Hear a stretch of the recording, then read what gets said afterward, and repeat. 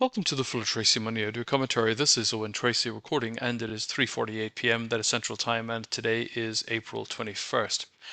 Two big issues in here today were primarily responsible for most of the action that we saw in the oil markets and in the stock market. I think, first of all, I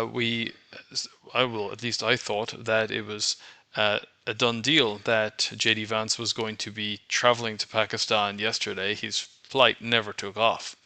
And I think some of that has to do with the fact that the USA doesn't know who they are negotiating with, because it doesn't look like the politicians are capable of making an agreement that the army is going to abide by. So then the whole timing of that negotiation process was designed to push up against the end of the ceasefire, which is tomorrow. So that, of course, leaves some very important questions. And, of course, what Iran was very clearly saying today was that they were not willing to negotiate if there was the threat of reprisal if they didn't. So what we saw today was immediately after the close, President Trump came out and said, you know what, we're going to extend the ceasefire.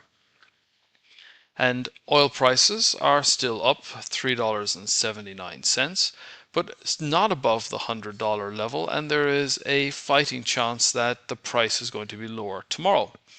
And then the other big piece of news today was that Kevin Warsh was in front of the Senate Banking Committee, and he was getting a grilling by various senators, and big questions being asked, and repeated questions being asked about what exactly was in his portfolio, and is he going to sell it quickly, and is he in the pocket, or is he a sock puppet for the president?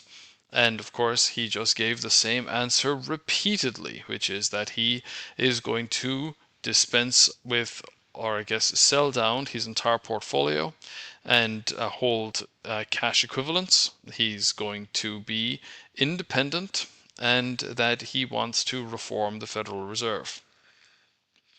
And I think that what the market wants to know is whether Kevin Warsh is a central banker that will have their back in a crisis.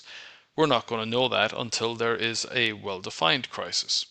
But there's certainly plenty to think about in terms of these two bigger trends in the broader markets. I think, first of all, we should be thinking about the